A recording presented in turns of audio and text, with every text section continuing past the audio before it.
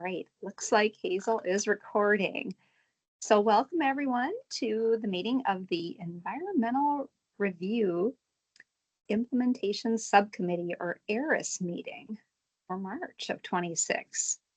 I'm Nancy Daubenberger, MnDOT Commissioner, and honored to be the chair of EQB and acting chair today for the ERIS meeting. And as Commissioner Stroman is the chair of ERIS, and she's unable to attend today, so I'm going to be filling in for now. And I will let you know too, I am taking this meeting from my office. I will be on and on video too until about 2:30. Then I need to walk over to the Senate building for a hearing. And I will be in listening mode at that point until about 3, and then I'm going to need to jump off. And so if we're not done by then, I regret I'll have to just be off of the meeting at that point. But hope everyone is well. And with that, Executive Director Nuschler, can you go ahead and call the roll? Yes, thank you, Chair. All right, the roll for the ERIS subcommittee. We have Commissioner Arnold, I believe, could not join us today, but we have Forrest Idbo from Commerce with us. Yes. Great. Welcome, Forrest. Commissioner Daubenberger, you are here. You are here with us. Board Member Hintz.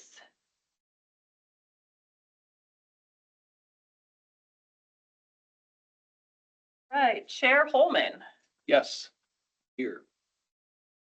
Commissioner Kessler. I am here. Did I Board hear Member Hintz is also here. My mic just wasn't working yet. Fabulous. Glad to have you. Thank you. Commissioner Kessler, you are here. Board Member Nelson. Present. Excellent. And as we noted, Commissioner Stroman could not be here with us. We have Melissa Kuski from the DNR. Hi, Melissa. Hello. And then Board Member Smith. Present. All right. Did I miss anybody? I don't think I did. I'm also here, Catherine. It's Commissioner Gronval. Excellent. I was just going to make the call. We do have 6 ERIS members, so that is a quorum for our ERIS subcommittee. But other board members that are joining us, thank you, Commissioner Gronval. I thought I saw Board Member Bakken. Are you with us? Yes, I am. I know we were expecting Board Member Bauer Kemper. I'm here as well, thanks. Any other EQB board members who are listening in today? Member Katzenberger.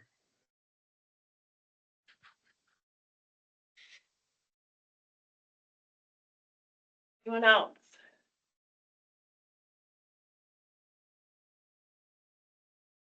Great. We've got, as I said, we have 6 ERIS members out of our 8 voting members, and then we've got 4 other board members with us, Chair Daubenberger. Great. And I think I heard you say we have a quorum with that then. Yes. Is that correct? Great. Well, welcome all ERIS members, the EQB board members who are listening in, and everybody who's tuning in today. So then the next item on the agenda would be the approval of the consent agenda, which is the meeting minutes from the December 17th, 2025 ERIS meeting. That's on packet page 5. And then the preliminary agenda for today's March 18th meeting. And that's on packet page 3. So could I get a motion to approve of the consent agenda? Chair Daubenberger, this is Commissioner Kessler. I can second Board Member Nelson's nomination. Sounds like you got a motion by Board Member Nelson and second by Commissioner Kessler. Any discussion on the motion?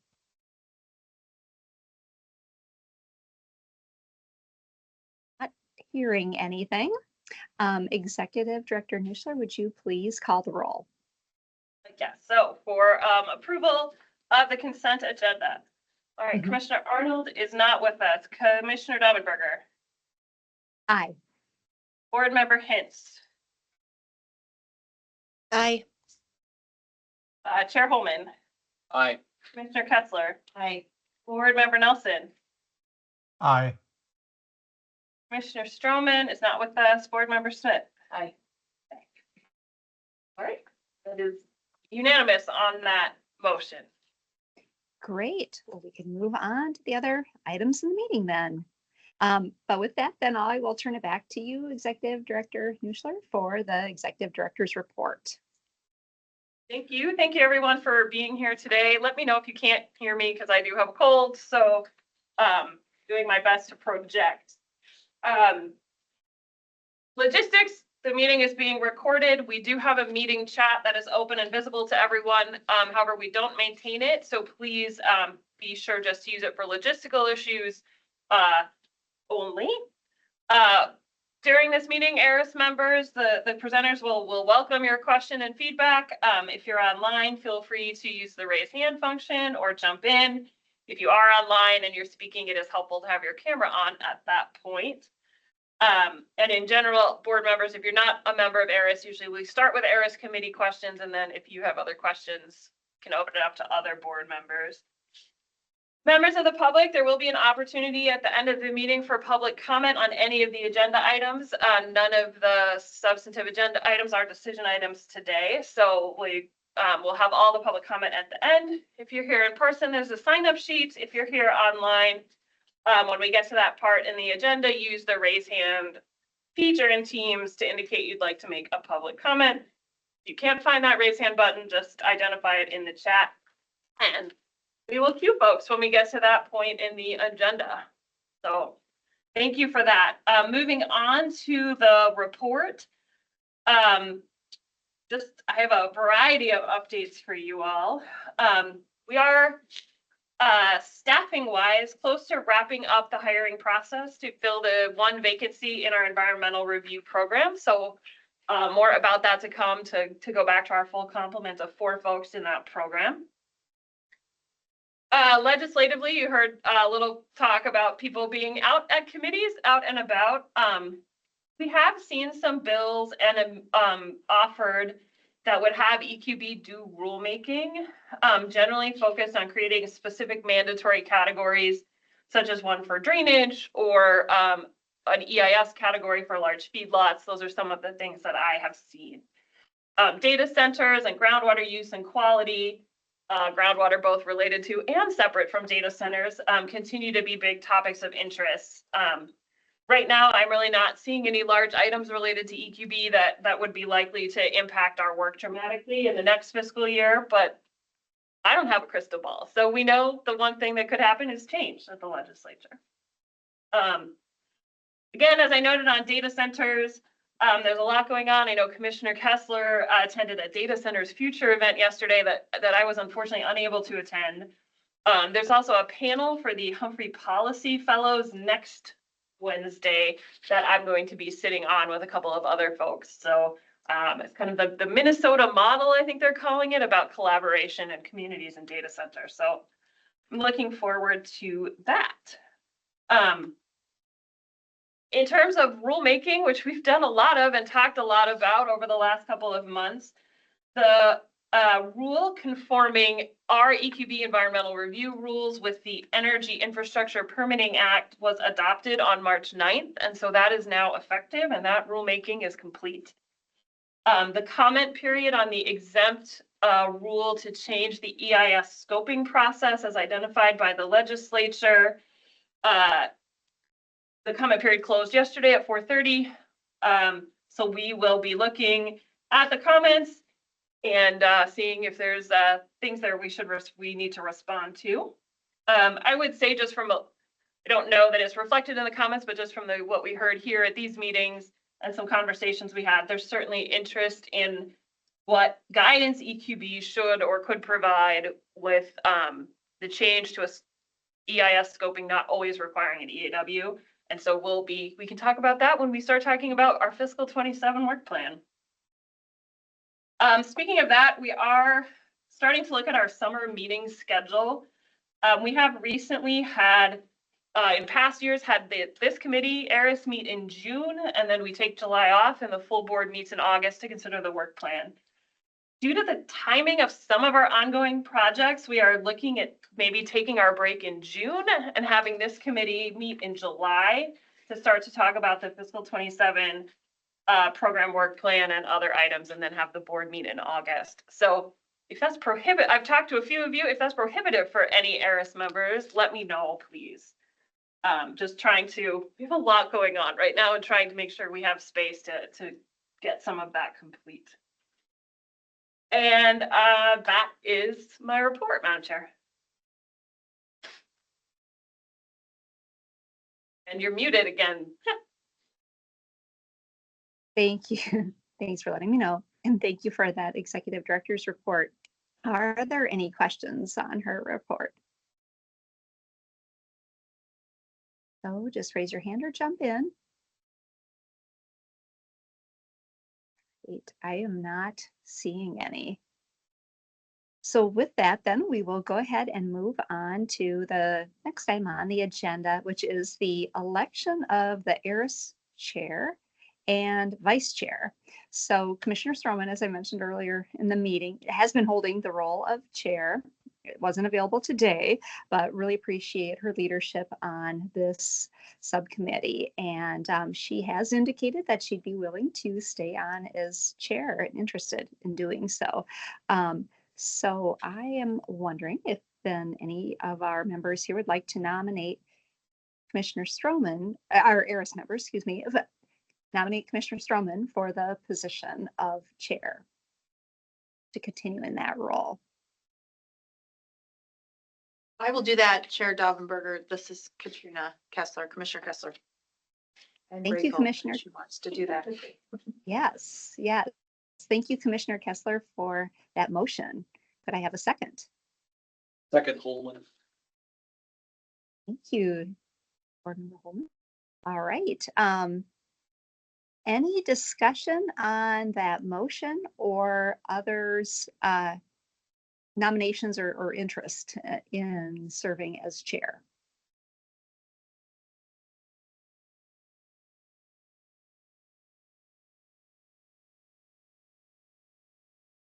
Right. I am not seeing or hearing anything, but I should just check there in the room to see if I'm missing anything. No discussion. All right. That is fine. Why don't we then go ahead and go on to the discussion of vice chair before we take votes on this. So with the vice chair for ERIS, that person then would serve in the absence of the chair. Board member Angie Smith, public member from Congressional District 5, is expressed her interest in serving as vice chair. So I'm wondering if any of our ERIS members would be willing to go ahead and nominate Board Member Smith for the vice chair position. Madam Chair Holman, I would nominate Member Smith. And Commissioner Kessler, with gratitude, also seconds that nomination for Member Smith. That's great. Yeah, I appreciate your interest, Board Member Smith. So it sounds like we have a motion and a second for Board Member Smith for vice chair as a nomination. Any discussions or other interest to be expressed here for that motion?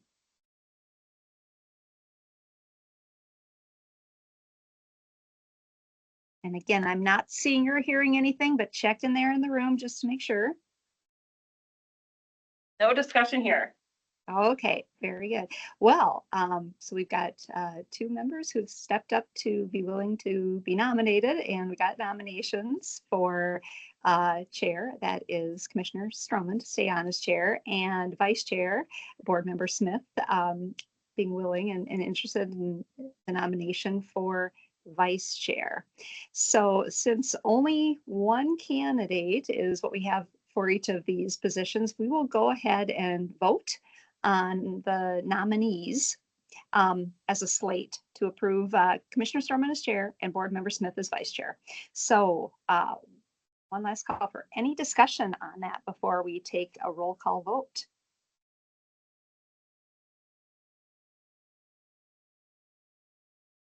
And I'm not hearing anything. So Executive Director Newsler, would you go ahead and please call the roll for that vote for chair and vice chair? Yes. All right. Commissioner Arnold, not with us. Commissioner Daubenberger. Aye. Board Member Hintz. Aye. Chair Holman. Aye. Commissioner Kessler. Aye. Board Member Nelson. Aye. Commissioner Stroman is not with us. Board Member Smith. Aye. It is 6 ayes, Madam Chair. Good job. Great. Well, that's wonderful. We have a ERIS chair and vice chair going forward. So thank you again to Commissioner Stroman and to Board Member Smith for stepping up into those, or in the case of Commissioner Stroman, willing to stay in that leadership role. So thank you both.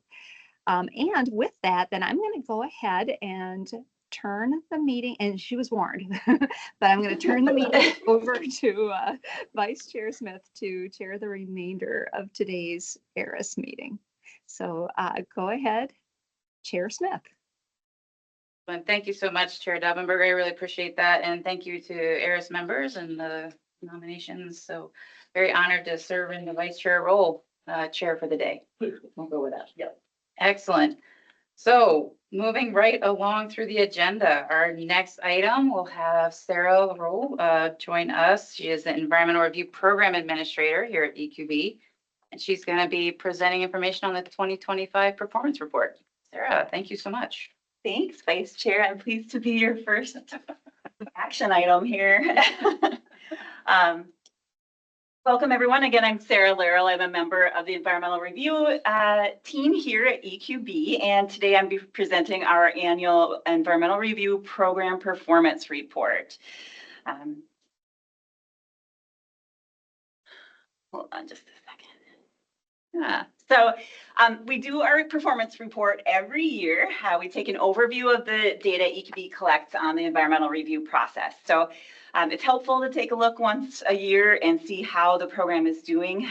EQB also has a responsibility by rule to monitor the effectiveness of the program and to make improvements in the environmental review program. And data collection is, of course, key to that. While some data today is going to be informational, most of what we're talking about today is going to be assisting us improving our data collection that will eventually help us evaluate the effectiveness of the program. It helps us to make decisions about what work to do, funding potentially to seek and inform other program needs. So we have a big picture reason for doing what we're doing. But here is the clincher. You don't have to wait for the March ERIS every year to get this information. EQB does have it available at your fingertips. And here's an annual reminder that we have a performance summary and a database website. So we call the summary of the dashboard, and it's always available. The dashboard includes information about all of our environmental review processes and allows you as a user to select. You can select for years, the type of process, even your project types that are completed. For the annual performance report today that I'll be talking about, we mostly focus on the environmental assessment worksheet, the EAW, but that dashboard allows you to look at everything. The project's database is also available there. You can find out information about individual projects around the state. Now and historically, it goes back to 2023. So today with the performance report, if you'd like to follow along, you can start on packet page 11 for where the report is actually located. But we'll launch in right away with our frequency of environmental review. The basic structure that we're looking at are the EAWs. We received 53 EAWs posted in the environmental, in the EQB monitor. There were 3 EISs in the state, 8 AUARs, and 13 petitions. The number of EAWs is down a little bit this year from the 10-year average. The 10-year average is 65, but last year we had an all-time low of EAWs at 47. So we've come up a little bit from there. So it's still a little below average, but tracking. Everybody's always curious about the project types that come in. In 2025, the most common project types are available up there on your screen. If you're super curious, you can also find it in Appendix A. It's on package page 20. But we had 11 residential EAWs. The residential's making it back on the chart of the big four. It wasn't on the chart at all last year, so it's back. This project type requires all local RGUs, and so you can see on the chart, we've got the number of projects and then the RGU type. We also had 5 industrial, commercial, or institutional projects, 5 stream diversion projects, and then 4 non-metallic mineral mining projects. So those are the big 4. We did have 7 discretionary EAWs, and as a reminder, a discretionary EAW include those that were completed as a result of a petition process, a citizen's petition, or any other determination by the RGU that there may be a potential for significant environmental effects. So we know how many EAWs we've had. We want to look a little closer at who is doing the work. So when we look at the completers of EAWs in 2025, we have a real typical split. 79% of the EAWs were completed by local RGUs. State RGUs were at 21%. This split is fairly typical across time. That's usually about a 1/3 state RGU, 2/3 local RGU. When we look at the EAWs a little bit closer by geographic distribution per request, the left image is a snip from the dashboard for 2025. It's based on the GPS data, so the blue dot represents a point for every site that was where environmental review was done this year. And then on the right, I put a giant pie chart of all participating Minnesota counties. So the largest slice of the pie there belongs to the metro, 7-county metro. And so those are in the dark purple there. Hennepin County was our all-time lead at 5 EAWs. And then Washington and Carver both with 4 and a couple each for the others. In outstate Minnesota, the big 3 were St. Louis County, Wright County, and Clay County, if you're looking to see where the projects are coming in. So. And then, although the EAW is really the basis of this performance report, it's usually the central focus. I did add in the AUARs because they've been of particular public interest this year. So we have the geographic distribution of the alternative urban area-wide review. We had 8 of them this year, 3 in Dakota County, 1 split on the border between Goodhue and Dakota, 1 strictly in Goodhue, and then 1 each in Nicollet, St. Louis, and Anoka counties. As we move into some of the additional data that EQB picks up, we do ask, or we have objectives that are written in rule. If you want to look, it's Minnesota Rule 4410-0300. It says that environmental review should provide usable information to the project proposer, governmental decision makers, and the public concerning the primary environmental effects of a proposed project. So when environmental review documents and EAWs, when they come in, we ask the RGUs a couple of pointed questions. We ask if the process helped them to identify the effects and mitigations. And this year, 92% of RGU respondents reported that environmental review did help identify potential environmental effects. And 77% of RGUs identified that mitigation measures for the potential environmental effects came about as a result of the process.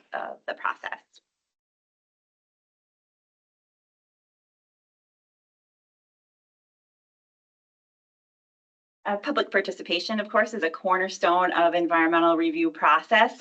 Again, there are objectives written in rule to provide the public with systematic access to decision makers, which will help to maintain public awareness of environmental concerns and encourage accountability in public and private decision making. So to meet that objective, the rule requires RGUs to accept and respond to substantive public comments. In 2025, the range of comment letters received on EAWs was 0 on the low end, and the highest earning project had 37 comment letters coming in. The average was 6. A median of 3 and a mode of 2. In the figure on the left, you can see over the last 3 years, the blue column is the average number of comments after you remove the highest number, and the event that there's like an outlier. Last year, we had a really high project comment letter project come in. In 2025, that was not the case. Rule doesn't require the RGU to hold a public meeting for EAWs on projects, but 23% of all EAWs or all RGUs filing EAWs did have a public meeting component for that project. Next up, we're looking at timeliness. Though it takes time for projects to go through Minnesota's environmental review and permitting process, it's always of great public and private interest. This information, again, is available online. The database was launched in 2023 to help make data about that environmental review accessible. So you can always find precise timelines for when documents are actually posted, and you can see where in the process items are. This chart that you see in front of you is looking at the average number of days to completion for each type of the process. So this measure is actually counting the days between the first notice of environmental review is published in the EQB monitor to its final decision and the culmination of the process. In 2025, EAWs were completed in an average of 78 days, AUARs in 194 days, and EISs in about 828 days.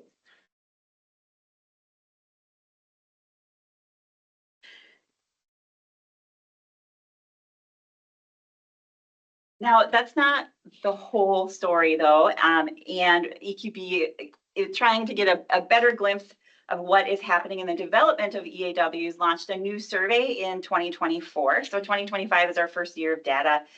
Prior to the launch of the survey, all data on timeliness, whether on the dashboard or in the annual report, reflected the time it takes to go through environmental review from notice, first notice to process completion, the decision. And that's what we just saw on the previous slide. But a 2024 report from the Minnesota Chamber of Commerce specifically noted a lack of information that summarizes the timeline for the RGU to deem an EAW complete. So what is that time it takes before it gets to the point where it's appearing in the monitor? What is the timeline for the development of the document? The survey is our first step in trying to improve our ability to receive and analyze data on that aspect of the process. Again, this is the first year of data collection. The survey asks 15 questions about the development of an EAW.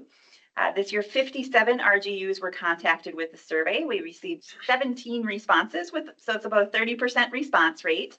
And RGUs are asked about the length of time from receiving the first draft of the EAW from the proposer, draft or first data submittal, depending on how the RGU is asking for that material. So that is located on the chart. It's this green bar on the far left.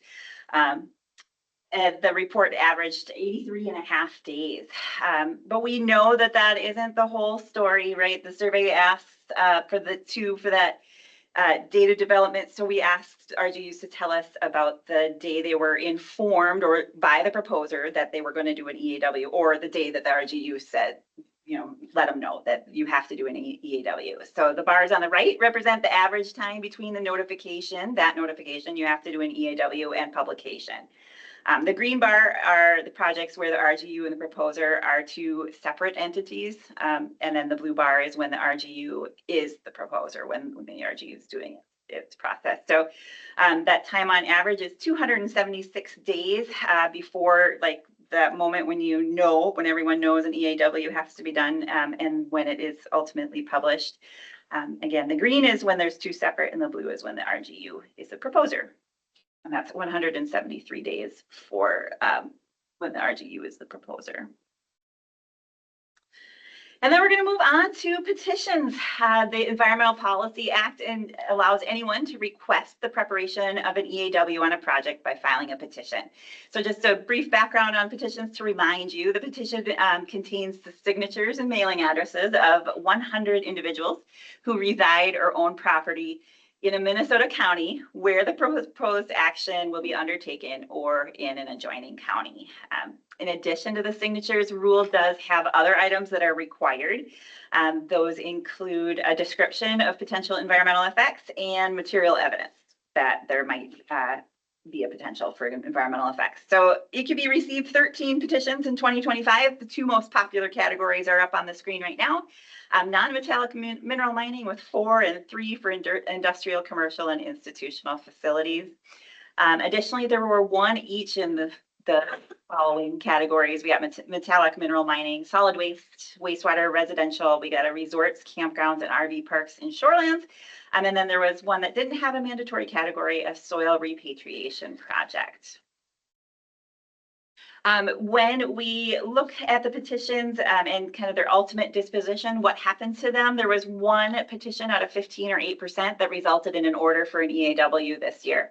That was the project for resorts, campgrounds, and RV parks and shorelands. It's a project in Greater Minnesota. Only one petition or 8% required more than one submittal. So this is our win this year. It's a big improvement. Last year, 60% of the petitions that came in needed multiple submittals.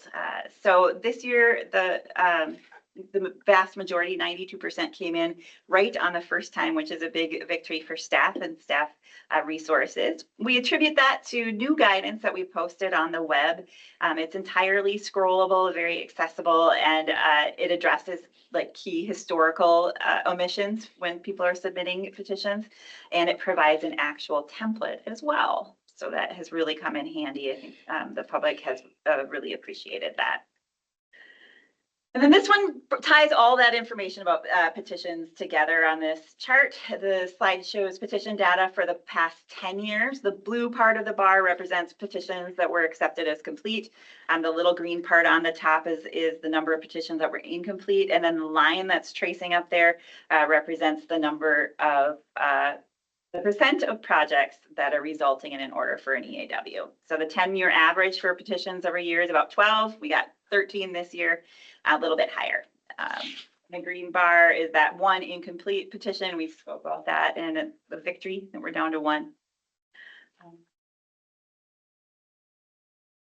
That is kind of good for our petitions. You can see the blue line there looks at the petitions that resulted in the order for the EAW. So at 8%, it's low, but it's not the lowest that it's been in 10 years. And those are really variable based on very specific parts of the project.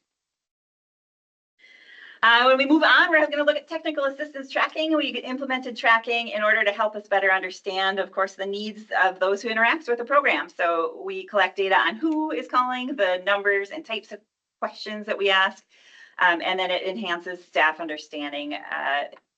One of our goals is to understand our audience, support our strategy to assist RGUs and project proposers.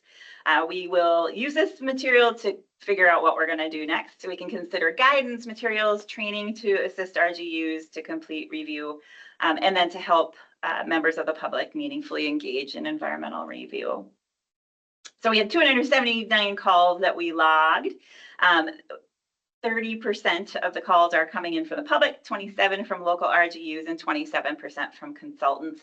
We don't ask consultants about their clients, so we assume a mix there of proposers and RGUs alike. When we look a little bit closer at what the calls are about, our largest topic of technical assistance is just general process calls. When we look at those topic areas a little bit further and break it into subtopics, a lot of the inquiries there are focused on what are the next steps in this environmental review process, interpreting the rule and like literal next do this. There are also requests for questions about materials in the monitor. And then decisions, people asking for guidance about making their decisions, publishing their decisions, that sort of thing. The next most popular overall topic is the petition process, and those callers are, of course, generally members of the public. And then the next is mandatory category interpretation. So we get those calls from state and local RGUs, primarily local RGUs. And then we rolled out another survey in 2025, the first year of complete data for our technical assistance survey. The surveys were sent quarterly to anyone who submitted an EAW to the monitor. And then it went out more broadly in EQB monitor issues as well. We solicited and asked people to tell us, hey, have you called us and how was it? We got 18 responses back. 14 said we were helpful. 2 said I never asked you any questions, and 2 felt that we were not helpful. Although I will note those were largely about the rule themselves. But we learned that the EQB guidance and the reviser's rule website were used consistently. People are coming to our website to access those. And we gleaned some really valuable information, like individual feedback, just from those calls too. One of the examples I put up there is that 4 of the respondents provided us with very specific requests for guidance updates. And then 2 of the respondents had asked about ongoing education with case studies, legal precedents, and peer feedback opportunities. So it was kind of neat, pointed feedback towards making sure we can help folks complete environmental review. So in conclusion, completed EAW count is a little bit below average, but it rebounded from last year's 10-year low. The diversity of project types remains consistent. The environmental review process is successfully identifying usable information. For petitions in that public part of the process, we received an average number of petitions with a low percentage of incomplete petition submittals, a low percentage of petitions that were ordered to EAWs. And the performance report, the documents both RGU and EQB activities, and it compiles important info about who is doing the environmental review, number and types of projects across the state, its usefulness. The 2025 data that on surveys focused on the development time and customer satisfaction. Those results will help us determine if we're asking the right people, the right questions at the right time. And in combination with technical assistance logs and a lot of other data points, provide important insight as we look to work planning for fiscal year 2027. So with that, that's the last slide that I have with meaningful information. Do folks have questions? Yeah, thank you so much, Sarah. I appreciate that overview. Yeah, for opening it up for ERIS members, anybody have questions or comments on the 2025 performance? Madam Chair, I just wanted to highlight and compliment the process time for EAWs going down. That's a great metric of success. And Great. Well, and cheers to the local RGUs who are mostly doing them, but that is pretty awesome. Thank you. Yes, Board Member Nelson, see your hand raised. Thank you, Madam Chair. I had two questions or observations. One, in terms of the timeline, do you need to add those 2 tables together? The one that has the timeline from first notice to kind of final notice, and then the drafting time to get kind of the estimate of the total? No, we don't want you to have to do that level of effort. So on the left-hand side, that 83 days is actually, it's tucked into that 276 on the other side. We just, for the purpose of the slide, we broke it out in this way. So that on the right-hand side, the 276 days includes all of the time that we're from the moment they know that a EAW is required to when it's posted. Okay, so I should have seen that. Second question, I know from experience that federal environmental review take much longer, partly because there isn't timelines in there for when commenters or agencies have to respond. But I'm wondering if you have any data on, in order to compare the state process with the federal, on how long an EA or an EIS takes for a federal one. And I'll take that offline. Thank you. Sure, that's a great question. Yeah, I don't have it off the top, but we'll get back to you. Chair. Yes, please. I'm not 100% sure that we got Paul's question fully, because I think I heard a slightly different question. So Sarah, if you go back, there's the timelines that we've had for years is the timeline from here's an EAW that's on notice to the EAW final decision. So this piece and I think the new stuff is everything before that. So I did. slides, you do have to add them together, right? Thank you. Yes. Okay. Sorry if that was the question. Yes, then you do have to add time in environmental review together with time and development. So you're right. This slide, do this next slide. So that would put, so if we looked at the EAW and did some quick math, it would be 78 days plus 276. So yeah, so about a year. And when we're asking the RGUs, you know, about these questions too, it can be hard to know exactly when people know, you know, sometimes you can have a certain project type that knows 10 years in advance that they will be expanding at some point. But RGUs have been good sports doing the best they can with supplying us the data that they can. Thanks, Catherine. Thank you for that. I'm just gonna say, I'm so excited that we have even hints of this data because I think it's something that folks have really wanted, and it's not that much, you know, it's 30% of the projects we got this year, but I think it's starting to give us visibility into this process, and I am just really grateful that the RGUs are willing to fill it out. And if any of you are listening, RGUs, please keep filling this out because it's really helpful. Thanks, Chair Smith. Thanks, Sarah. Can you go to the graph that has the EIS bars as well, please? Sure. Is that like a for time or? That one. Okay. Yeah. Number of days. Because all the EISs are done by state agencies, right? That's correct. Yep. So, of these that we have data for, Sorry, that it's some years they are, an EIS could be completed by a local RGU too in some project categories. okay, I guess I just never have been a part of one where it wasn't done by a state agency, so fair enough. So for the 800 plus days, do we have a breakdown? I mean, are these data representative of state agency? These are not, but I could break those down for you if. No, I was just, I imagine this is what we hear. Like I hear this, other people hear, you know, it takes so many days. Minnesota is difficult because we have extra layers of review, and all of us here are very invested in making sure that things are done right in a way that creates economic opportunities and protects our natural resources. Like, that's why we come to work every day. At the same time, people say you have this layer, it takes 800 days. Our neighbors to certain sides of us don't have that. This is why they choose to locate elsewhere. What has been helpful when we get that type of criticism around permitting within the MPCA is that we have begun to be able to track, this is how many days we spent reviewing the application. This is how many days we spent working in collaboration with the proposer. This is how many days it was on public notice. This is how many days we waited to receive additional information from the proposer. And this is how many days, you know, other administrative steps work.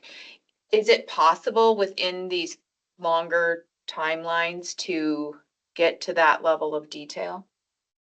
Yes, and the survey does ask some of those questions for the EAW survey. So I think we could apply that in for timelines in the EIS as well. One of the tricky things is that we have years where we have one EIS in the entire state, and some years, you know, a couple. But yeah, I think that would be a great idea. Just because I think that's like the more information you can share with people who are critical of the process or want to participate in the process about how long things might take and where they have the most influence is, we have found that to be very helpful when we can have transparency around that. Yeah, I know there is also at the federal level for the National Environmental Policy Act process, there are strict timelines in place now. So like an EIS, you have to have it completed within 2 years. EA have to be completed within 1.5 years, I believe. I'd have to fact check myself. But those are just some things that I know at the federal level. So that might get to Member Nelson's question a little bit on just some comparison. I think also, Madam Chair, that these numbers, this timed environmental review are largely driven by rule prescribed timelines. So it's, Sarah, if I'm right, it's the like, hey, we're going to do an EIS now. We have our scoping period and a response to that, and then the pieces. So maybe that's something we could try to break out a little bit more. I think that would be helpful. See the different, Mhm. the 3 different phases for an EIS or. Yeah, that Might be, that would be interesting. Excellent. Thank you for great questions and comments. Are there any other ERIS members with questions or comments for Sarah?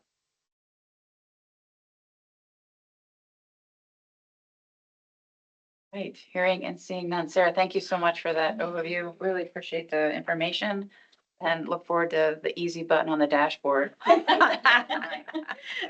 Thank you. Very good. Well, I think we are going to move along and actually ask Steph to go ahead and join us for a presentation on the climate calculator, greenhouse gas data analyst, and provide the update on the final climate calculator. Steph, thanks so much for being here. Oh, thank you. I am equally as honored to be here.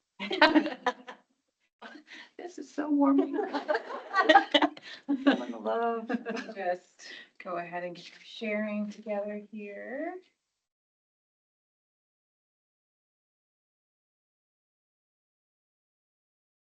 Yeah, different ways of sharing our presentation. And I got a demo, and so I'm I love it. working with a lot. Hi, I am Steph Aho. I'm the greenhouse gas data analyst here, as Chair Smith said. I have been working on the Minnesota Climate Calculator for the past 2 years, and I'm here today to give you an update on where we are with version 1.2. We will start by reviewing how we got here.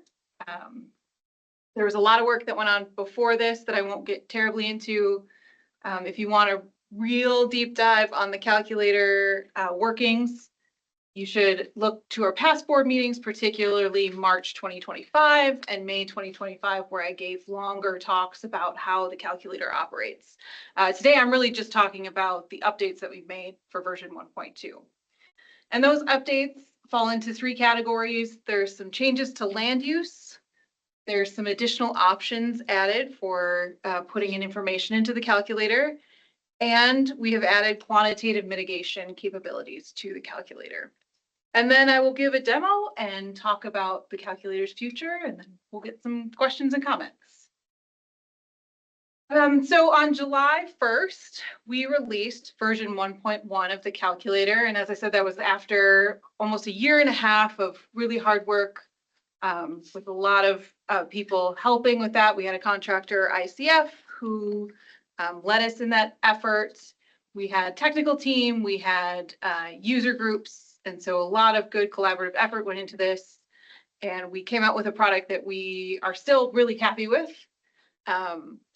We did receive feedback from users, overwhelmingly positive, but they did mention some things that they would like to see in the calculator, which has led us to update version 1.2. So over the winter, we have done that work, and it was released onto the EQB's Climate Assessments website on February 27th of this year. And that update included, as I said, 3 subcategories. And the first one is land use change, particularly wetlands. So previously, wetlands had been incorporated, all types of wetlands incorporated into one number in the calculator, and we got public feedback that it would be better if we separated out peatlands and mineral soils. So now the model or the calculator does that. And in addition, it further breaks out peatlands and mineral soils into forested and non-forested. So from one previous category, wetlands, we have now 4 more refined categories, each with their own emissions factors.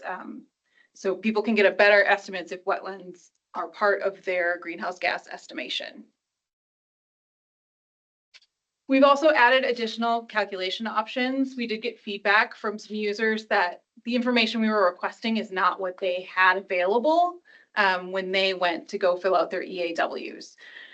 For instance, for construction equipment and building energy consumption, we used to just do it equipment use by type. So you would have to know what type of equipment was going to be there and how much each one of those, how many hours of that equipment or days of that equipment you would have to put into the calculator. And now we've added the option for both of those categories to do it by fuel consumption instead. We've also added the option to select the type of HFC used in equipment for a project. And we have added a drop down for wastewater treatment on-site to select your system type. And all of these were a result of public user feedback, where they said, you know, we have this information or we would like to do this a different way. This could be approved. And finally, the biggest part was quantitative mitigation. And this was really an internal ask.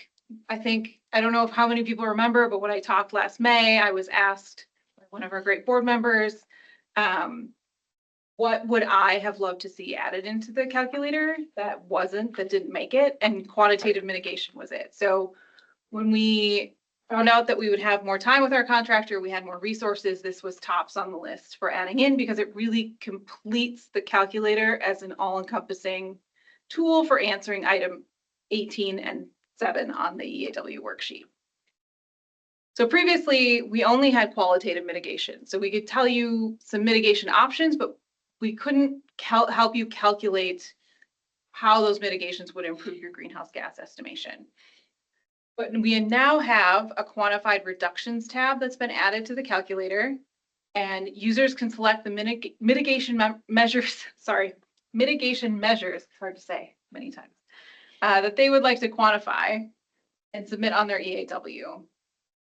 We did not do this for all mitigation measures that are available in the calculator. We really focused on those that we deemed to be low-hanging fruit because we were limited in resource and time.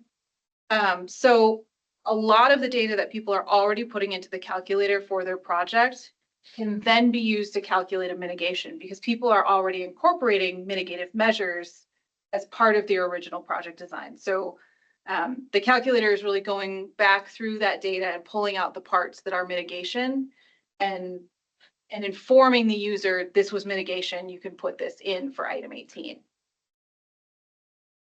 And in the calculator, the calculation cells or the input cells where that data is used for mitigation calculation are now marked by a star.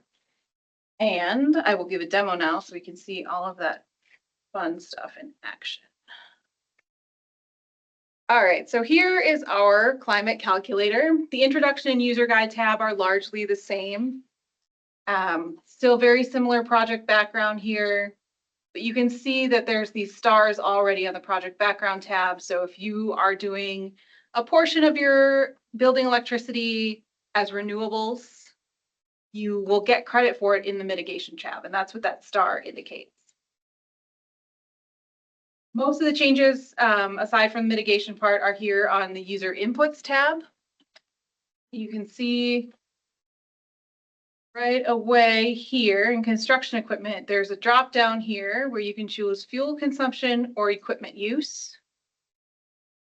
And it will gray out the table that you choose not to use.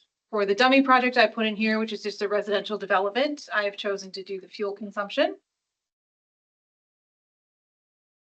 And here is our new 4 separated categories for wetlands. So as your land use change is input into your project, you can then refine and pick out which wetland type you are changing. Here in the operational phase is another opportunity to do energy intensity or fuel consumption. And again, the table that you choose not to use is grayed out. For this one, I'll do energy intensity. For HFC leakage here, you can now choose what type. If you know which type, there is a default available.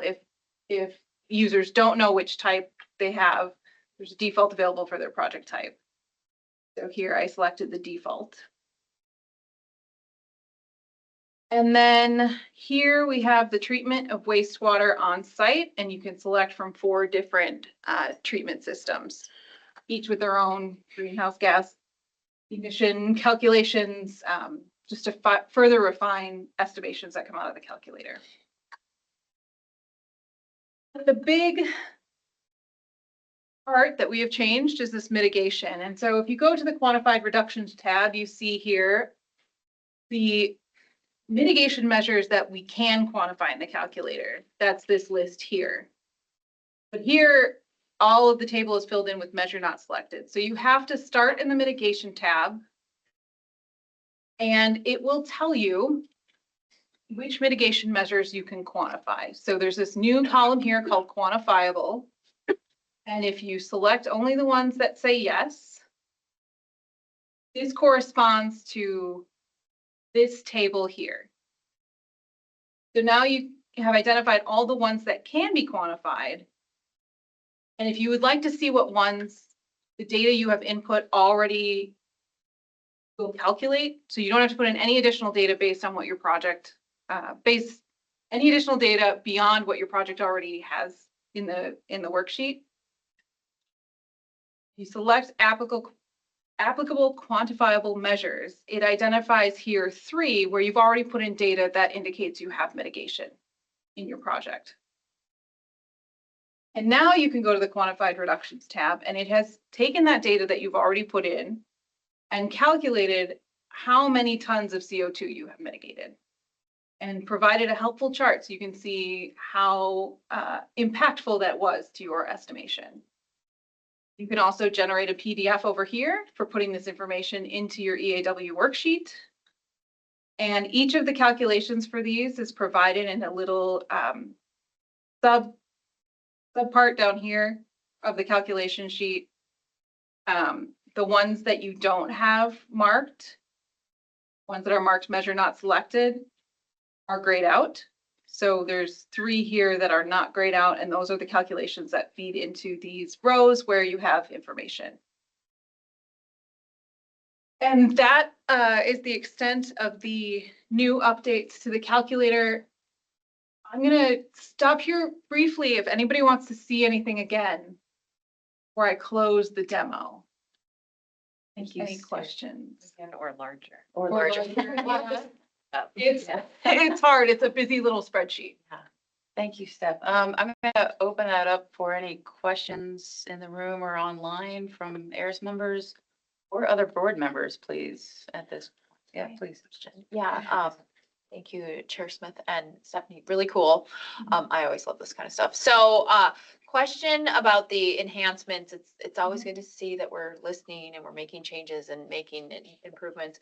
You mentioned wetlands and being able to delineate like different types of wetlands, and certainly it's great that we are calling out peatlands and forests because we know they have particularly magical powers when it comes to carbon.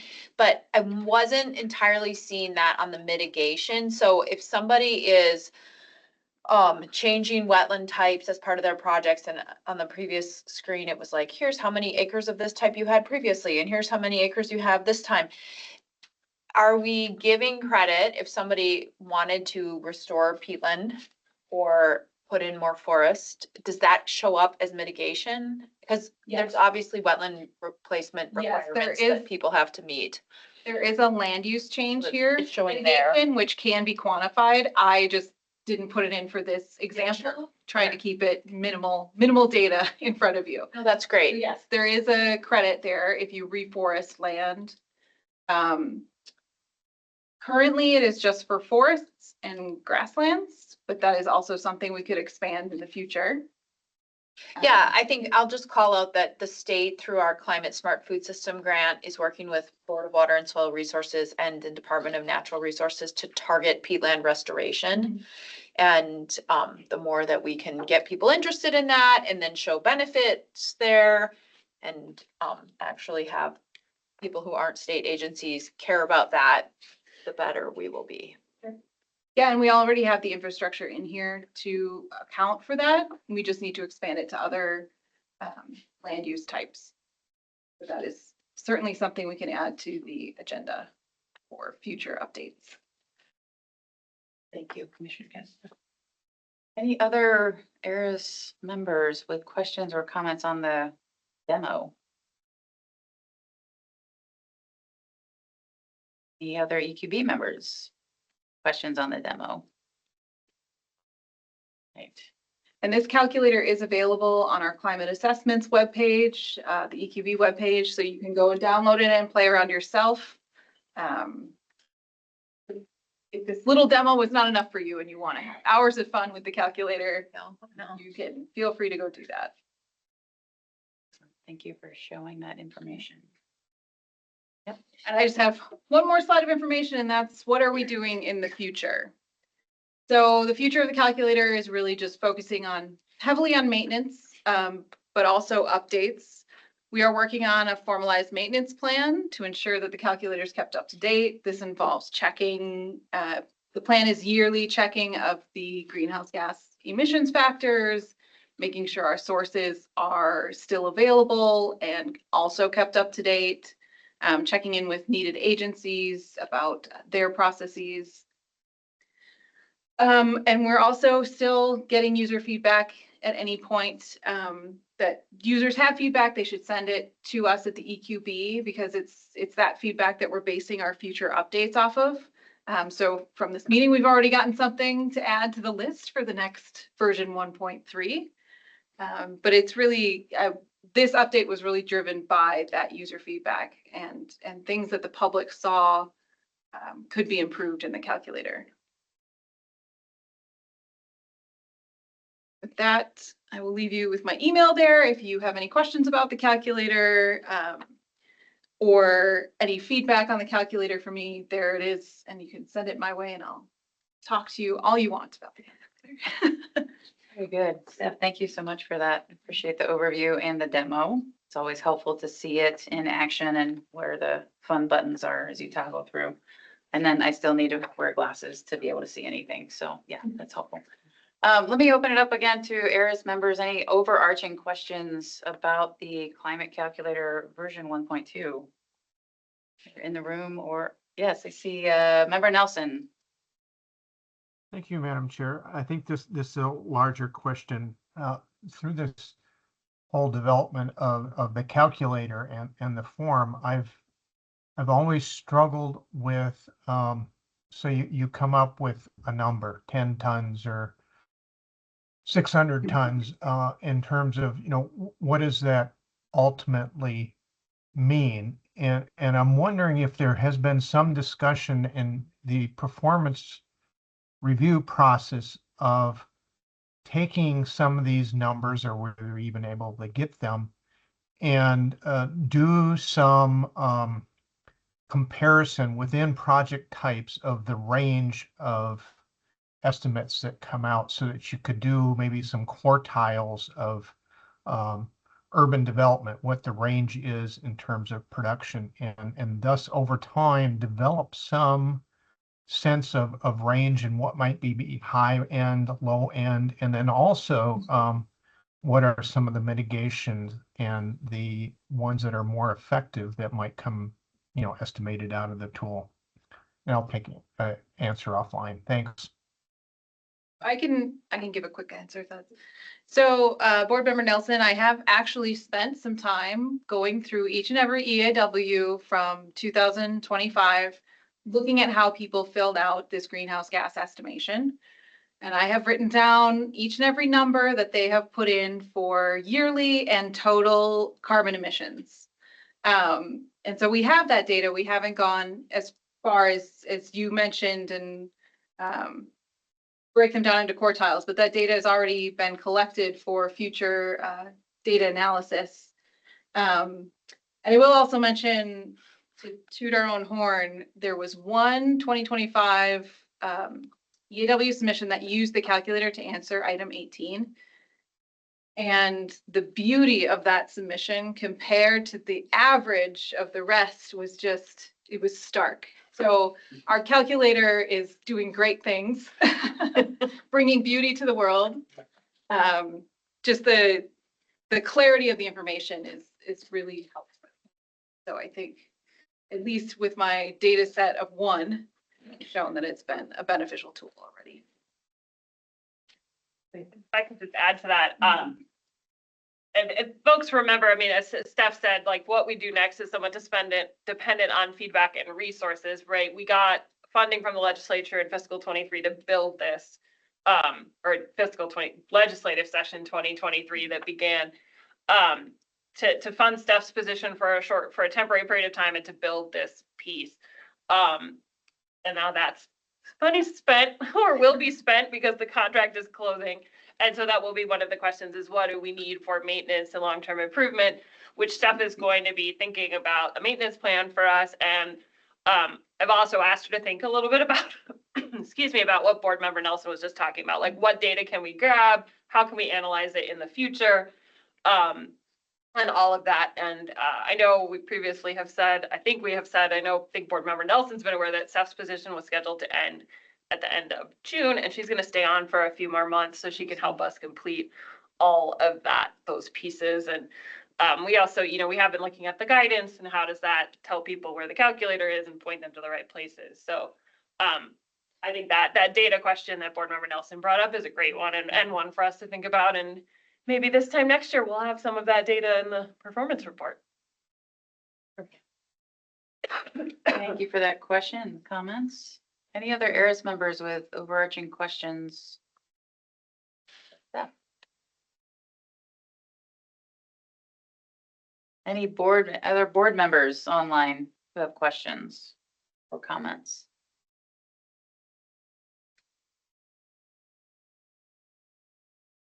All right, hearing and seeing none. Seth, thank you so very much for that overview and look forward to hearing a continued conversation about maintenance and other opportunities. Much appreciated. Thank you, Chair. Very good. Yeah, I think we're going to take a 5-minute break. So I am seeing 2:07. If we can have folks back here, I'll even give you an extra minute. If we can have folks back in here at 2:13. We're going to get started again at that time. So thank you, everyone.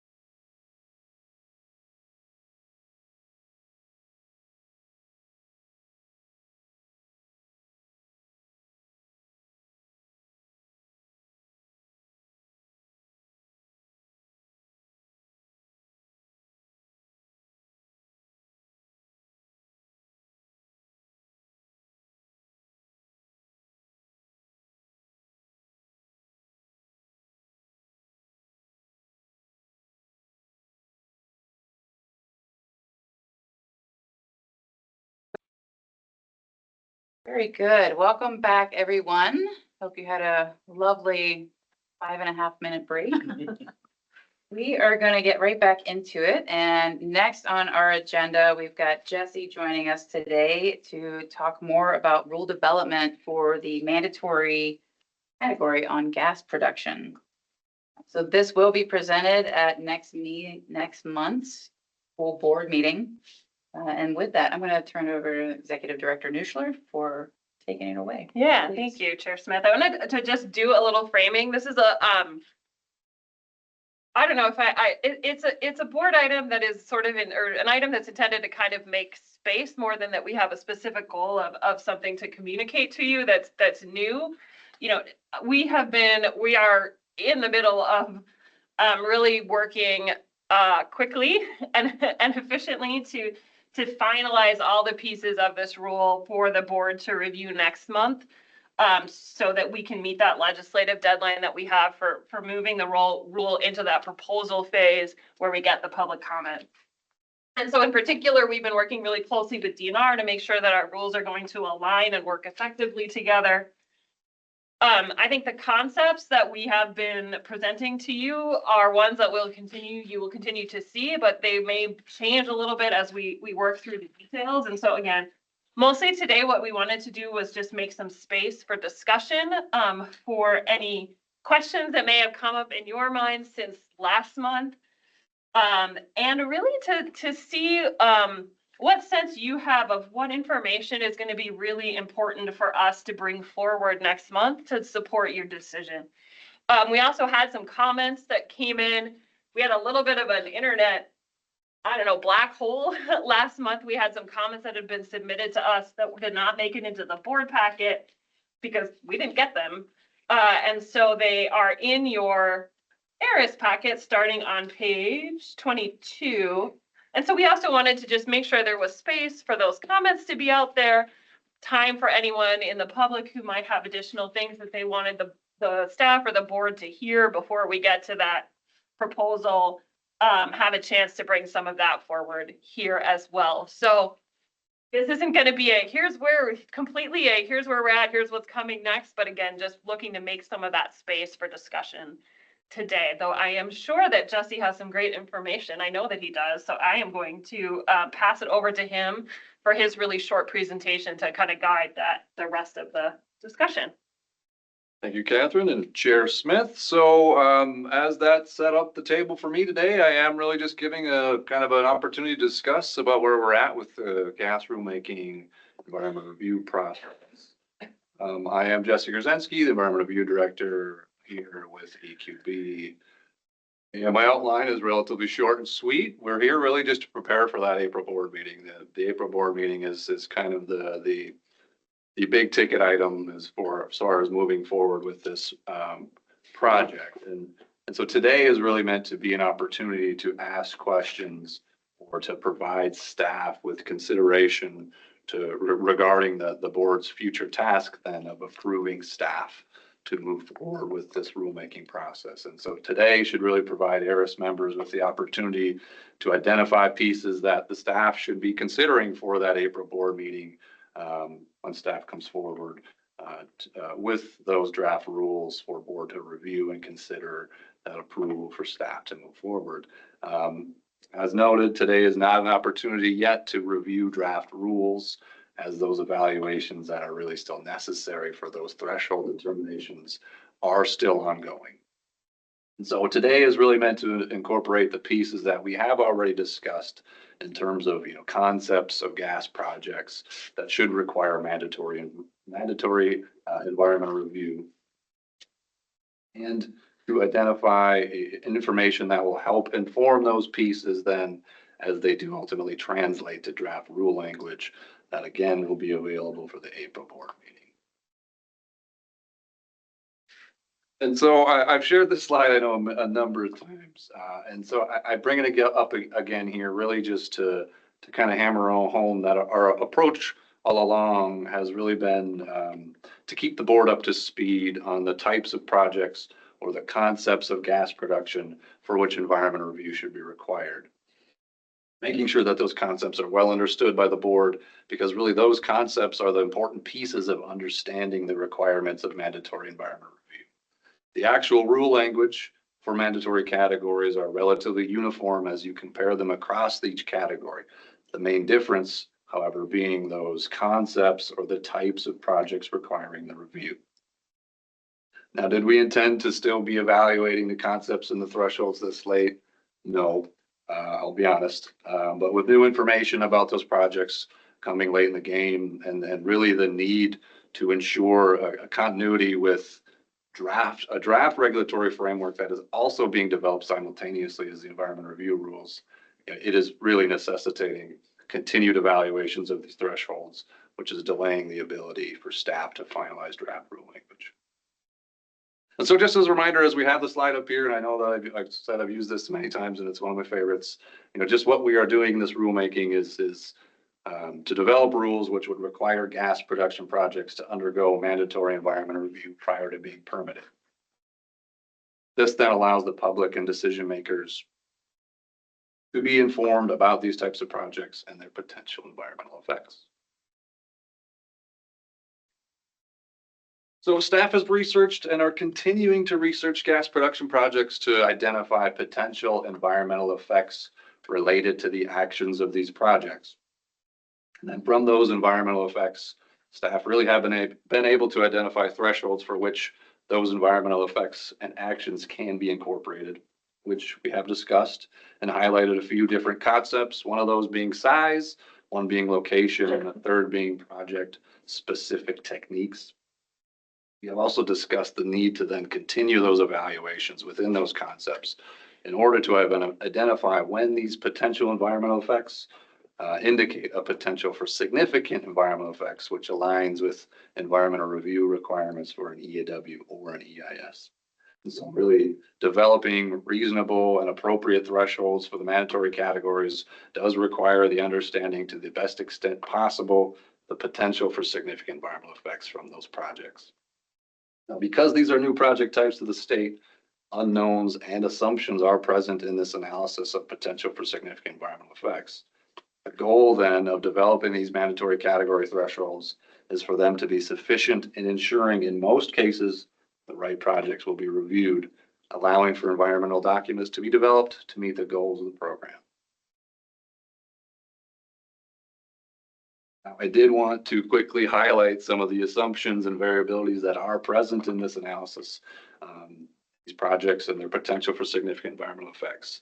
So we know that the regulations for these projects are being drafted and ongoing at the same time as the environmental review rules are being drafted. And we do know that those rules need to accurately reflect and work together. In addition to those regulation pieces, we do have an understanding that these projects themselves are likely to have differences in relating to production of gas. So we're likely to see various gas compositions and various amounts of gas that they're able to extract, as well as various opportunities to manage that gas as it is pulled or as it is extracted, which could lead to different choices of shipping from gas to liquid, from truck to pipe. I don't mean that as a scare tactic. There's a lot of data up on there. I just wanted to throw it up on there in case you're interested in reading and seeing some data that leads to these needing to really be fully analyzed and noting that some of these are new information, and that really changes what we look at. Now, with all that said, gas projects are not the first mandatory category to consider significant project variability. So for instance, if we were to look at the mandatory category for industrial, commercial, or institutional projects, when we actually go back and look at the sonar for when that project was created, it is quoted in the sonar, and so the sonar is meant to justify the creation of that mandatory category and the rule choices that were drafted at that time. It is quoted within that sonar that the diversity of these variables precludes fine tuning of categories to the degree desired. So really considering these pieces just solidifies the goal of these mandatory category thresholds for gas to be sufficient in ensuring in most cases the right projects will be reviewed. So with that, I do want to just kind of quickly hammer home what to expect in April and why April, I think, is also an important question to ask. So based on the legislative directive for this rulemaking, the intent or the publication, the notice of the intent to adopt rules must be done by May 22nd, 2026. The reality is that's a Friday, and these things get published on Mondays. In order to meet that deadline, we'd have to be we'd have to submit a week earlier, and that week then would be before the board meeting of May, and therefore we would not have an opportunity for the board to approve that to meet that deadline. So that is why April is the important month, because given the timelines that we have to meet that time. And so expectations of what we will be discussing and what board can expect to see is really just that board's opportunity to direct staff to move forward with the rulemaking process. And what does that mean is ultimately it will be the board approving draft rule language for publication, which starts sort of the public comment period, which is the May 22nd deadline.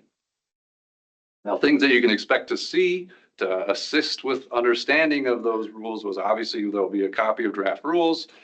There'll be a justification document. Now, while this is expedited rulemaking, there is not a sonar requirement for these rules, but we are drafting a significant piece to coincide with the draft rules that explain and justify why we've made choices and the choices that we are intending to make. In addition to that, there will be a summary of tribal coordination, a summary of any other engagement that we've done in the process to this point, as well as obviously just a board resolution that the board will act upon to allow staff to move forward. And the next steps to try to kind of understand what this looks like if we do move forward in April with the board approving staff to continue the rulemaking process. Staff ultimately would then publish that notice of intent to adopt rules, which I noted before is just basically the beginning of the public comment period and makes the draft rules publicly available. And then we'll go through the process of, accepting public input, responding to those comments, and arranging draft rules as they see fit based on that input. Anticipating then, a late 2026 opportunity for board to approve a finalized rule. Now that is certainly dependent upon the input that we receive, and is also very dependent upon the other draft regulatory framework that is going through, as these do need to work together. And so that is certainly a rough estimate now, but seems fair to put out there as an estimation.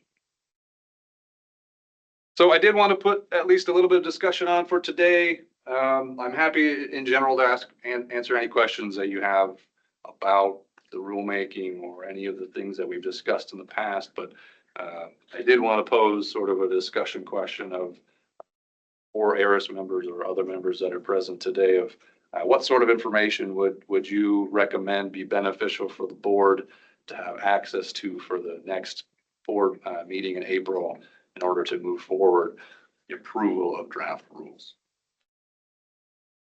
Thank you, Jesse, for that. I appreciate the update, and of course your slides, and your favorite slide is always good to have up there. Very good. So let's focusing on the discussion question on the screen right now. Do any ERIS members have any questions or comments of what we should see at the April meeting? I will pause there. Madam Chair, just for clarification, the decision is being made to move forward or being asked of the board to move forward in April, correct? Chair and member Holman, yes, that will be the direction. You'll obviously there will be an opportunity with the packet materials to see the draft rule language, but the direction will be to basically approve draft rule language for publication and allowing staff to continue down that process. Madam Chair, that was really the crux of my question, was how long do we have to review the draft rule before the decision is made? And this already sounds crunched to me as a member. What do you think is realistic from staff's ability to put the packet out for public and board? Chair and Member Holman, yeah, we fully intend to meet our typical deadlines. We do a draft packet and then a final packet. Typically, final packet goes out 2.5 weeks before. So April 3rd right now, I believe, would be our deadline to getting a final packet out, and all of the materials that I referenced would be included part of that. I know these folks online are raising their hand patiently. Thank you, Chair Smith. But just to follow up on Member Holman's question, as part of the packet that you will send out related to this item, will you have responses to the comments that you have received so far? Chair and Member Kessler, yeah, we certainly have not completed our summary of our tribal coordination or our other engagements. We do have drafts of those that we can craft to that level of responding to comments. As of now, I don't know for sure what that full final version is going to look like, to be sure, but I would anticipate it looks something similar to the idea of. And I would just say that if you're sharing the draft rules for folks to review, that having a summary of what you heard and if possible, what you did with that would be really helpful. I would just note it's been pretty high. I mean, it's been pretty high level input, right? General. So it's not going to be like a point by point in all likelihood. Overarching topics. Yeah. Thank you for those questions. Public Member Nelson. Thank you, Madam Chair. In terms of information that would be beneficial to me anyway, Jesse, I wonder, is after reviewing the pulsar helium documentation that was submitted with this, I had been tracking with you, but I wonder if some of their points about differences in triggers or thresholds or so forth are possible or make any sense with respect to does that project include flaring or hydrocarbons or other greenhouse gases or not, those kinds of specifics. I know you had in there triggers, if it involved fracking or some things like that, but some of those other ones that they listed, would those make any sense? Thank you.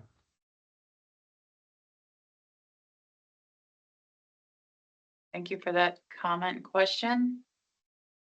Anyone else with, or members with comments or questions? I think just one from me, and then I'll open it up to other board members. Would you have some information about the proposed timeline for the regulatory framework that can also be presented at the EQB meeting? So as you've been mentioning, those need to go in tandem as much as possible, and just having a better understanding of that time frame and how that will compare with the public comment period and then final approval here. That feasibility. Chair Smith, I will certainly reach out to the DNR to see if we can coordinate. I'm not sure if they have planned what their comment period is yet or not, but certainly information I think we can ask if they've prepared that level of detail yet or not. And of course, they're subject to that same deadline. Right. Yeah. Thank you. Right. Any other EQB members with questions or comments about what would be most beneficial coming up in April? Yeah, Member Bauer-Kemper. All right. Thank you, Chair. Good work at the helm this afternoon. And thank you, Jesse, for doing this check-in as we look toward April. I appreciate the opportunity as no longer an ERIS member to nevertheless put forth a comment in response to this discussion question at hand today. So as you may recall from various moments across this process across the past year at least or more, I have my own hopes and concerns about the gas production rulemaking, and it's also my privilege as a public member of the EQB up here in the 8th District to hear from constituents about their hopes and concerns. And at the moment, I think like many of us, and Jesse, you sort of gave voice to this as far as the timeline. I'm anxious about this April board decision because we're not likely to see language. We're not likely to have any opportunity to provide feedback on it before we have to take action. And I'm also concerned that the tribal collaboration that's been emphasized in earlier stages of the process has seemingly lost some traction. So with the board needing to make a decision in April regarding whether or not this draft language or whatever, not this draft language, whatever the draft language is that we haven't seen at all. So with us needing to make that decision in April, I would encourage you, Jesse, and probably Kayla too, through the EQB tribal coordination consultation policy, to take deliberate steps with some urgency, so that when we get to the April meeting, you'll be able at that time to report to the board regarding when the draft language was shared with tribal staff, what input they offered in response to seeing the draft rules, and how that input has by then been considered and accounted for. So I'm looking forward to that part of the discussion in April among, the entire discussion. Thanks. Member Bauer-Kemper. Catherine furiously scribbling, so I know that is being noted. Well, Member Smith, I'm Member Smith. Leonard Nelson. You could call on yourself. I'm calling on myself. He may have accidentally put his hand up. Oh, Member Nelson, was that an accidental hand of raising? Yeah, I think it was trying to turn it off, but Oh, no worries. Thank turn you. it back on. Good. Any other board members or ERIS members with comments or questions about what else do we need at the April board meeting?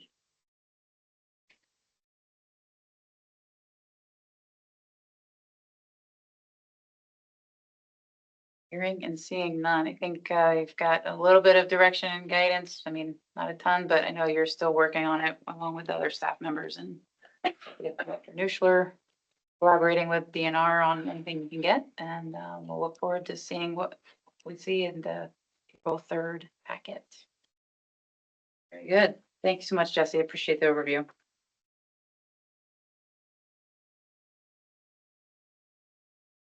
Well, at this point in the meeting, I believe we're at public comment.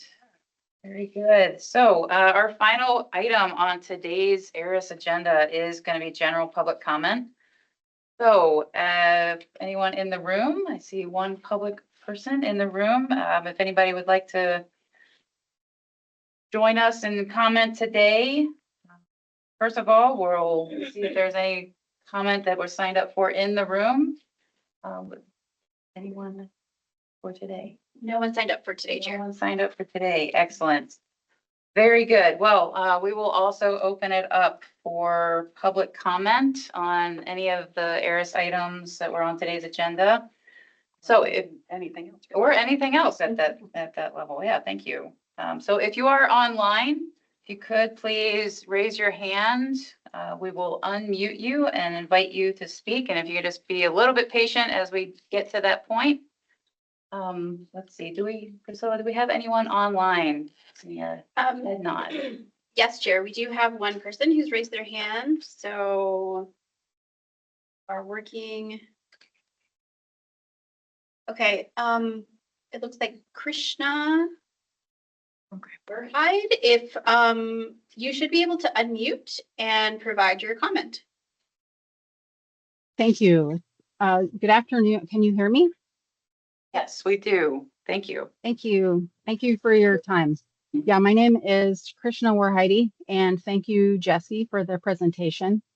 I'm speaking today on behalf of the Intertribal Gas Extraction Task Force about the gas extraction rules. The task force has provided tribal developed rule language that reflects treaty protected rights and concerns about the potential ecological impacts of gas extraction. This work was reviewed by tribal councils, environmental staff, and legal councils across multiple nations.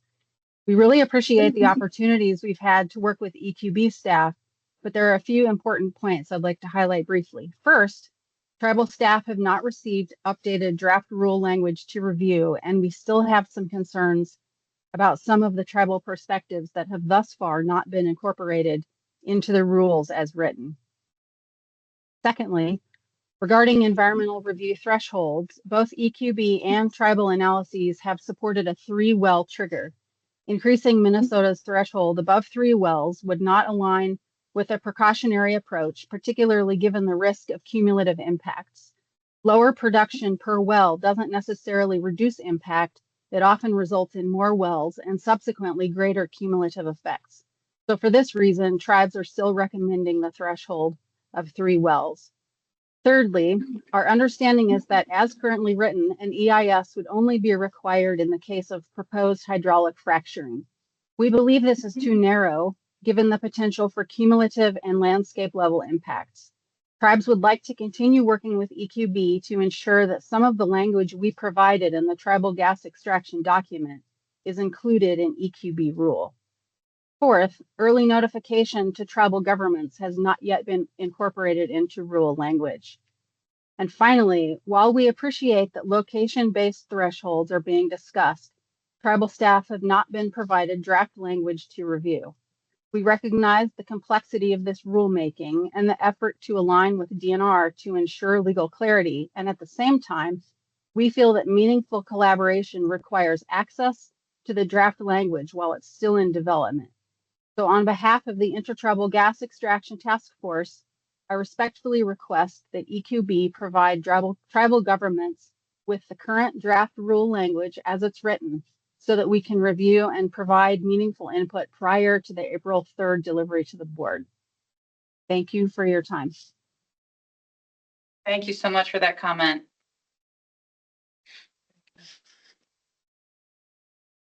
Do we have any other public members line seeing? Yes, Chair. Someone just raised their hand. Darren Boyd, just give us 1 second and you should be able to unmute and provide your comment. Thank you for the opportunity to speak. I am Darren Vogt. I'm the Resource Management Division Director at the 1854 Treaty Authority. We're an intertribal natural resource agency governed by the Boyce Ford and Grand Portage bands. So our focus is the 1854 ceded territory, present-day northeastern Minnesota, where bands retain the right to hunt, fish, and gather. So we're concerned about these gas production projects and what that could mean to the health of that ceded territory and the exercise of treaty rights. And just to briefly echo some of Krishna's and perhaps Joseph's concerns as well as the timing of the review. I don't see how this process can move forward with recommended rule language to the board before the tribes have had a chance to provide input. It's just a real concern that, the process moves forward too fast without the proper amount of tribal input and coordination. So I think somehow that has to be worked in the process to have that proper tribal communication, coordination, consultation. Thank you. Thank you, Mr. Vogt, for that comment. Any other public members to speak to? Yes, Chair, we have one more person who's raised their hand. Renee Keyser, you should be able to unmute and provide your comment. Ani Buju, Renee Keyser, White Earth Band of the Minnesota Chippewa Tribe Water Resources Manager. I would just like to state that we fully support the comments and stance of the Intertribal Gas Task Force, as well as the comments that Darren had submitted. We would like to see more tribal involvement, more tribal notification, more tribal coordination and collaboration. We appreciate the EQB for communicating with us and coordinating with us. We would like to see a significant more amount of collaboration from the agency. Miigwech and you. Thank you for that comment. We'll just give it another moment, see if we have anybody else who would like to provide comment today.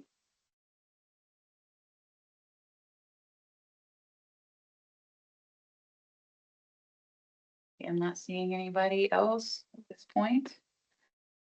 Very good. Well, with that, I think we have a lot of good conversation on the items discussed and appreciate all of staff's work, continuing to provide the information overviews and all of everything behind the scenes that you all do in between these meetings too. So thank you so much for your time and efforts. And to all our ERIS meeting member folks, thank you all for being present today, and to our other board members. And lastly, just to our public participants, thank you for continuing to stay engaged with everything that EQB does, as well as the board and the subcommittee. And without further ado, I believe that's all we have for today. So we've reached the end of today's agenda. Is there any other further business to discuss? I'll open it up to ERIS members first. Yes, Commissioner Kessler, Yeah, please. Chair Smith, I'll just share for people who might be interested that the agency released in the past couple days, the MPCA released in the past couple days a climate adaptation cost study.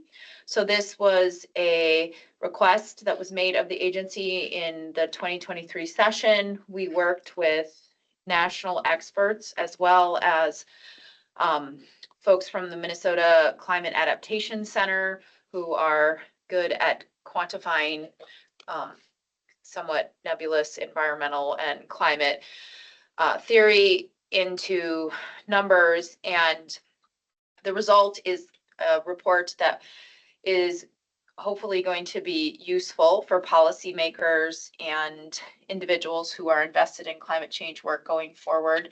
I'll give you the highlight. It's not a surprise to this group that climate change is already costing us lots of money. And if we don't start regularly investing in adaptation, then it's going to be even more expensive. So the costs were forecasted out based on low, intermediate, and high greenhouse gas emissions scenarios. And assuming that we don't take incremental investment and action to adapt to climate change, the report estimates that it will cost Minnesota $21 billion a year in 2040. And by the end of the century, it's $50 billion each year, as opposed to if you take incremental steps to adapt to climate change, it's between $2.5 and $4 billion a year. Still not cheap at all by any means, but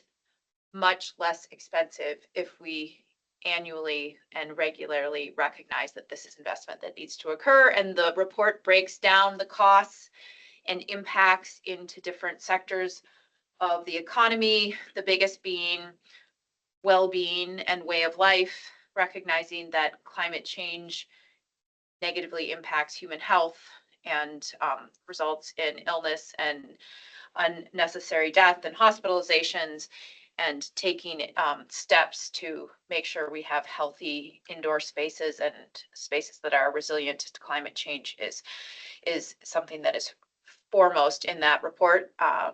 Second is investment in transportation infrastructure, recognizing that Chair Daubenberger knows this, and many others in the room as well, that if we don't start investing in roads and bridges and other transportation sectors in a way that represents where we want to be for climate change, that it will be very, very expensive. The other larger costs in the report are related to agriculture and crops and flooding, as well as business and home residential energy. So there's also an ecosystems component to this.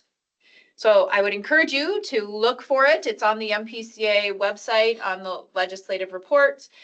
And there is a very readable executive summary and a very dense 390 pages of data and methods. And if anyone wants more of the science and the details, please reach out to me, and I am happy to connect you to eager people at the MPCA who would like to talk to you about that. Thank you for that overview. Yeah, it sounds like a very valuable report that was put out and very timely. Any other overarching business for today?